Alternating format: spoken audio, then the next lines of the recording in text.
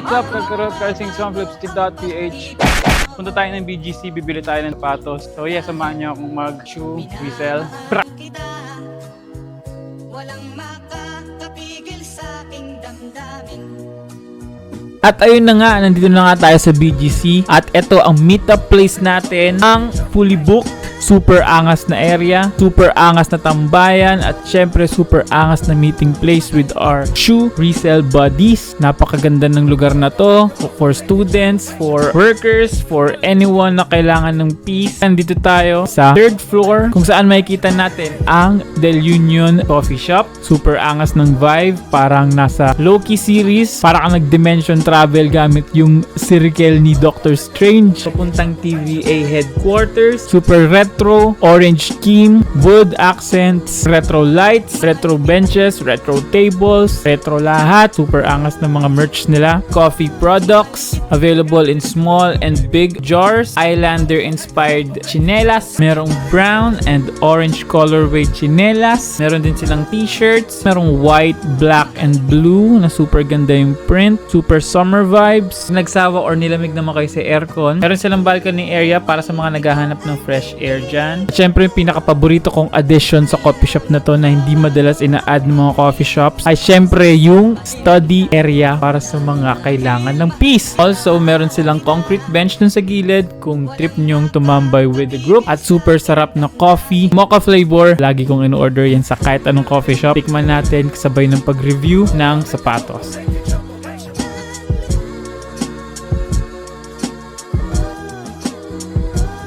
Hey, what's up?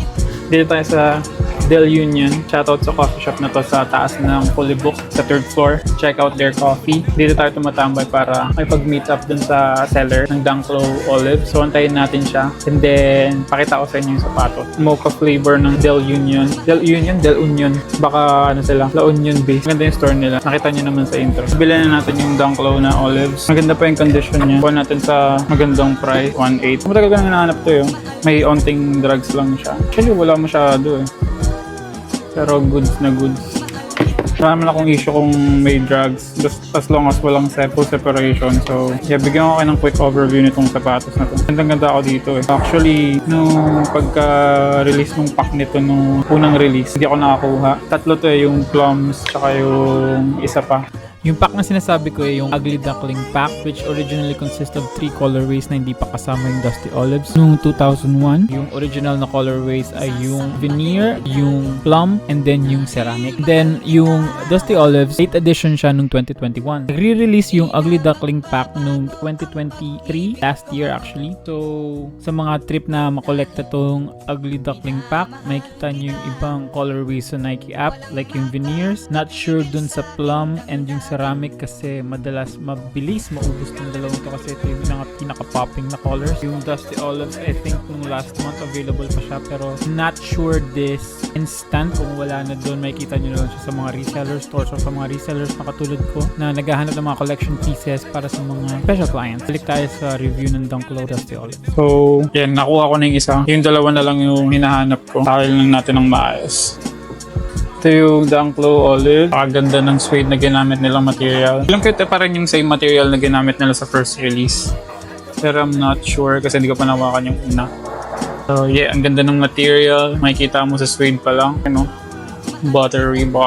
Nagamit niya na pero doesn't look like it. Maganda pa yung condition. Ang ganda ng colors ng yellow. Actually medyo orange to orange. Tapos olive green.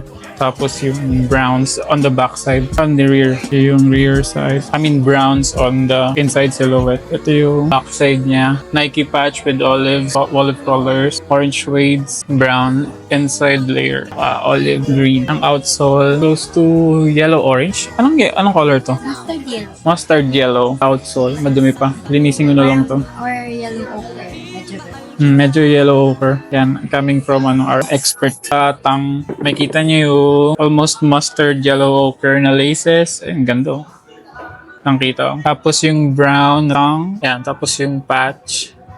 with yellow, and then brown backing dun sa patch, olive surrounding the tongue, and then the brown tongue. And sa insole, olive green with mustard Nike logo. Wala naman scratches. Medyo mga dirts lang. Kailangan lang i-brush ng maigi. Double check natin ng maigi. Pinasok natin sa check app for legitimacy purposes. Then pasado naman agad after 5 minutes. So kinuha na natin agad yung pair. List natin agad siya. Pero pwede naman natin gamitin agad din siya na bibenta. Alagaan lang natin ng todo. Ito yung box pala. Typical Dunklo box.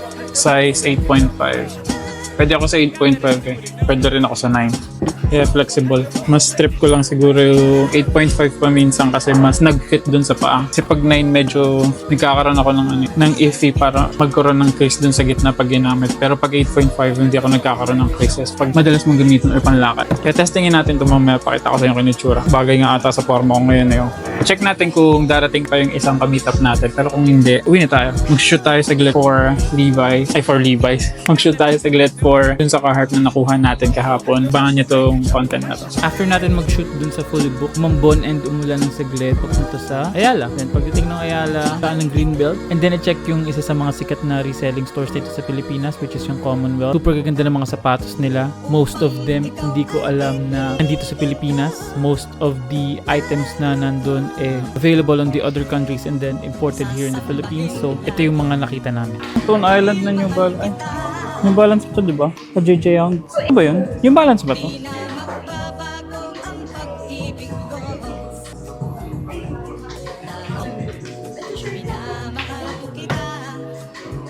Kaso papadat mas wet ball Hindi ko nga alam eh.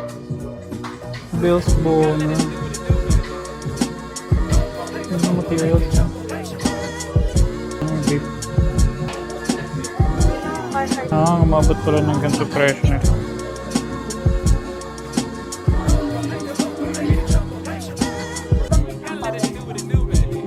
Ang angas.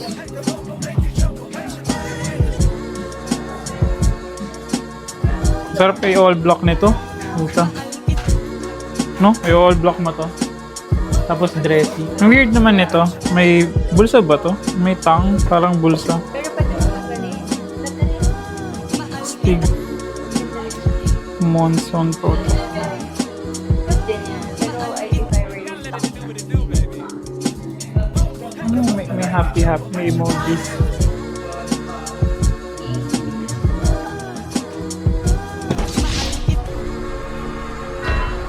Then afterwards, dumaan kami ng SM Makati. Hinanapan namin ng damit at accessories yung Dunklo Olives. Sa mga dinaanan naming shops, yung New Era. Comment down kung ano sa tingin niyo yung sombrero na babagay dun sa Dunklo Olives.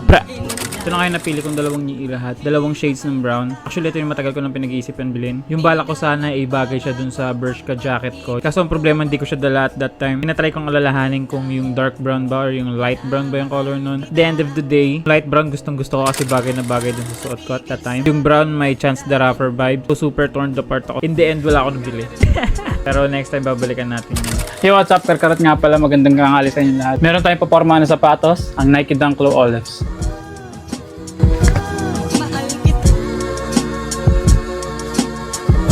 Maraming looks na pwedeng gawin sa sapatos na to, pero ngayon napili kong look, isang skater boy look. So kung trip niyo mga gantong content na to, follow me sa my social media accounts, Instagram, Facebook, TikTok, pati yung YouTube channel ko. Comment down below kung ano sa tingin niyo pa yung mga pwedeng formahan ko. Yeah, pag forma ng sapatos, ang una kong pinipili palagi yung pagpili ng right kind of pants or right color texture ng pants. So ang una kong pinili, denim loose pants from H&M. Less saturated yung color niya. So contrast siya dun sa Nike Dunklo para mas pumutok siya. Loose fitting din to. So skater vibe. Uniqlo t-shirt. Loose t-shirt siya from Uniqlo. Collaboration ni Uniqlo with Peanut, extra large, pang presento look. Accent natin siya pang partner dun sa sapatos. And medyo close, red orange to ochre. Sa headgear naman marami tayong choices. Meron tayong bucket hat for streetwear look na ginagawa na ngayon, Jordan brand. Tsaka meron din tayong New Era hat with green colors tsaka cream. Tsaka yung isa rin sa mga trip kong headgear ngayon is yung neon orange bonnet ng Vans. Check natin kung ano yung itsura ng tatlong yon. So comment down below na lang kung ano sa tingin nyo mas bagay din sa tatlo. Sa socks naman meron tayong Uniqlo COS. Then sa accessory meron meron tayong Timex watch. Hindi ako sure kung gagana to, pero subukan natin. Then sa eyewear naman, meron tayong Bershka sunglasses. Hindi ako sure kung gagana rin to. May nahanap akong singsay. Galing Shane to eh. Tsaka bumili rin pala ako ng accents na yun. Hindi ako sure kung gagana. Mga shawl siya from SM Department Store. Ayun, close to ochre color siya. Tsaka isa pang shawl or handkerchief type din na close sa red-orange. Tignan natin kung gagana lahat. So, subukan lang natin. Stan, tulungan mo ako mag-BS. Wow!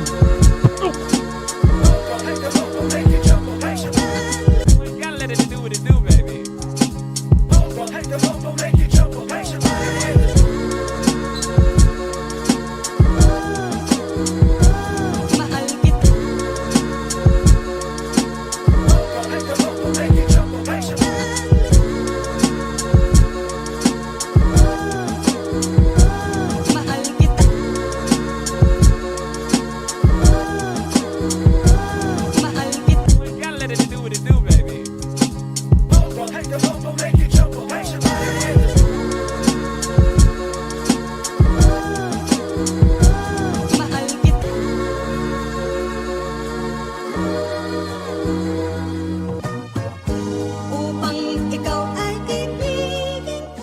Yo, so yun na lahat ng nabuo kong fits kanina. Skater boy yung concept ko, pero may mga iba ako nabuo. Hopefully natripan nyo lahat, puro freestyle combination pang yun. So kung may natripan kayo dyan, comment down below. Follow my social media pages on Instagram, Facebook, and TikTok. Karkarot lang yan. Pati my YouTube channel, follow kung trip yung mga gantong content. Sa mga sapatos, apparels, or rare collectibles, let me know, flipcity.ph. Para sa inyo yan, DM nyo. Sana nag-enjoy kayong lahat. Trip-trip lang, karkarot, flipcity.ph.